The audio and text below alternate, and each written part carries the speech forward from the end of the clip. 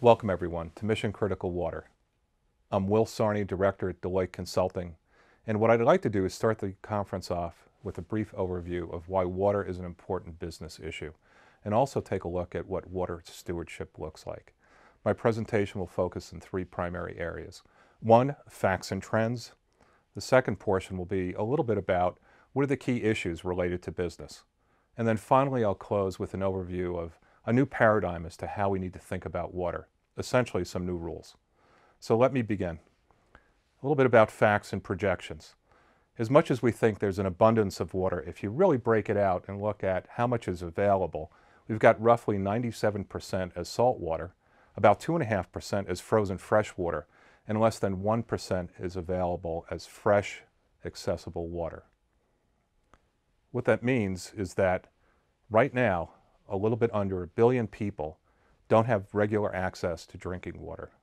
If we look at water use projections to 2025 in three sectors, agricultural, domestic, and industrial use, we see a very steady increase in water use projected over the next several decades.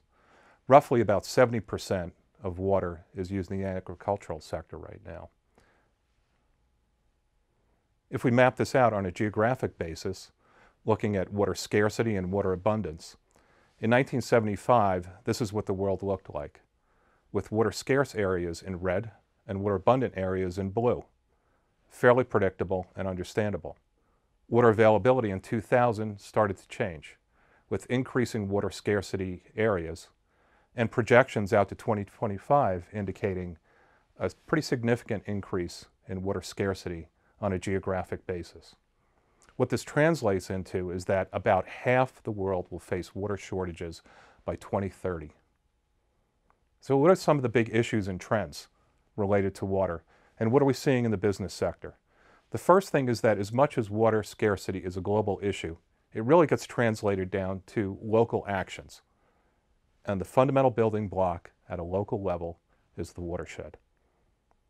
Also, there's a disconnect between price and value. If we look at the value for businesses, it really falls into these four areas: reputation and brand value, license to operate, business continuity, and as a driver for innovation.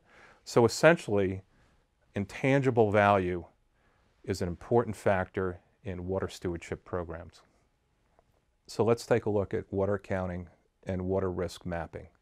There was a recent report last year published by the CEO Water Mandate that examined a number of publicly available water risk mapping tools. And I'll touch on just a few of those. One is the World Business Council for Sustainable Development Global Water Tool. The second is a tool developed by GEMI, which maps out water risk. And then finally, there's a new tool being developed by GE, the World Resources Institute, and Goldman Sachs called Aqueduct. Some companies are taking these water footprinting tools and taking a look at how they manage water from a manufacturing process basis. There was a recent report last year by WWF and SAB Miller that looked at beer manufacturing in two different regions. And what they did was examine water use across the entire value chain. So this means direct water use and indirect water use, all the way from the agricultural aspect of their business through consumer use. And what companies are finding is that there's rather significant amounts of water embedded into individual products. And what I'll do is I'll show you beverage products and some food products. So just taking a look at a few beverage products, 37 gallons of water required to make 1 cup of coffee, about 20 gallons to make a glass of beer, and finally about 32 gallons to make a glass of wine. Again, these are averages, but it'll give you a feel for how much water is embedded in the common products that we see every day. With regards to food, it's fairly similar. We're seeing about 19 gallons of water for 1 apple, about 634 gallons for a hamburger, and then finally almost 1,200 gallons for a steak. So rather significant water use for food and beverage products that's embedded. Now, if you think about how much embedded water we're actually moving around, this is called virtual water. So we're essentially importing and exporting water embedded in products that we manufacture, produce, grow in some fashion. Let's move on to partnerships. This is a really critical aspect of water stewardship strategy. And I'll just touch on a few of these here. I'll present two. One is the CDP Water Disclosure Project, which was started last year. And a number of companies not only submitted their responses to the questionnaire, but also decided to be signatories to the launch of CDP Water Disclosure. There are also some industry associations, such as the 2030 Water Resources Group. And what these groups are doing is taking a look at water scarcity issues and what are the long-term trends and how might that impact their business. There's also the CEO Water Mandate, which really focuses on businesses taking responsibility to manage water resources as a priority. Also, we need to touch on innovation. As I mentioned previously, this is one of the values that water has. Water scarcity is driving new technologies and new services out into the marketplace and developing businesses around that. Reporting and disclosure. I want to come back a little bit and talk about the CDP Water Disclosure Project. Again, that was launched last year. So to the left, we have the initial pilot project, essentially the business case for water disclosure. And the second is the actual first report that came out last year. If we take a look at the questions, it tracks fairly closely to the CDP Carbon questionnaire. It looks at water management and governance, water stress, water use, both direct and through supply chain, looks at business opportunities. A little different here is that the questions also focused on the linkage, essentially the nexus between water and energy, and also looked at some of the metrics, water intensity factors. So what are the results? Let's go through these quickly. There was about a 50% response rate. Water was viewed as a strategic issue for businesses. Most companies had water plans in place. Most companies understand water risk from both direct and indirect water use, their supply chain.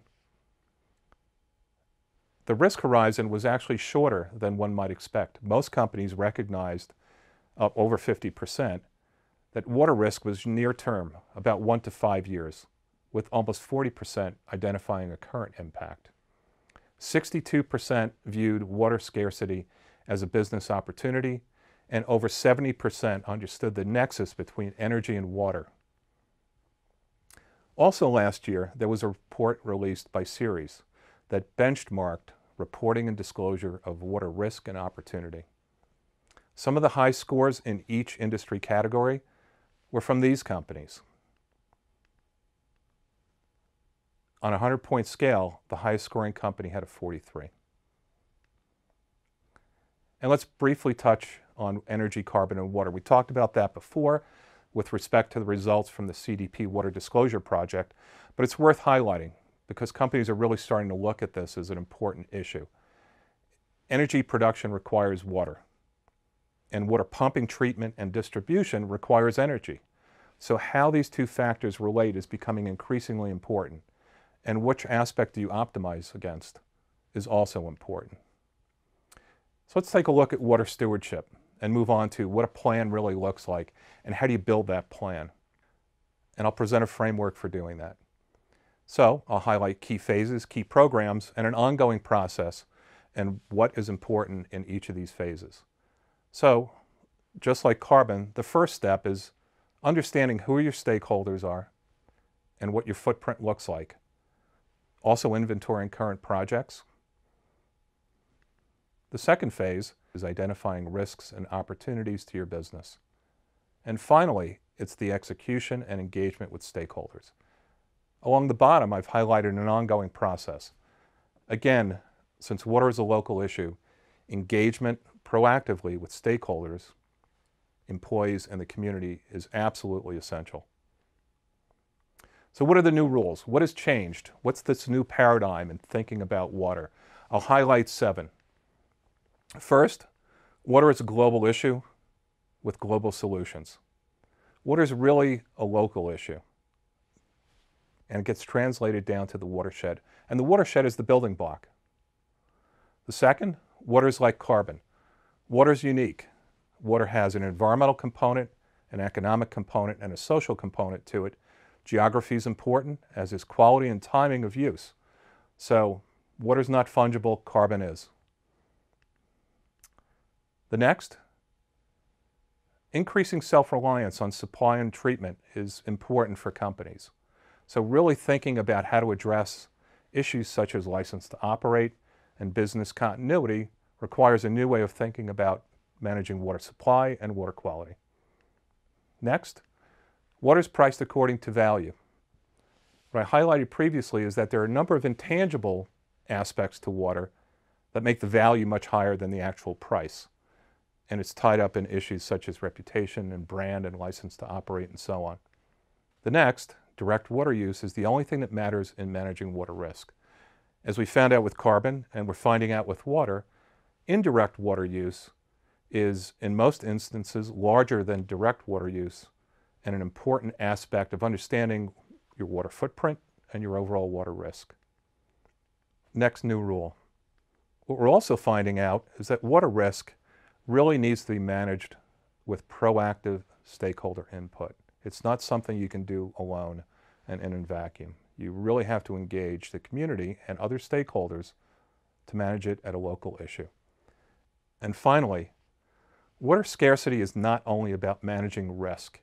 It represents a significant business opportunity in not just new technologies, but also new services.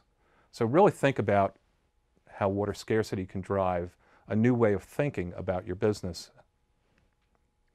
So for most companies, water is a risk and an opportunity, and the challenge now is to manage both effectively going forward. So I'd like to thank you for being part of this conference, and enjoy.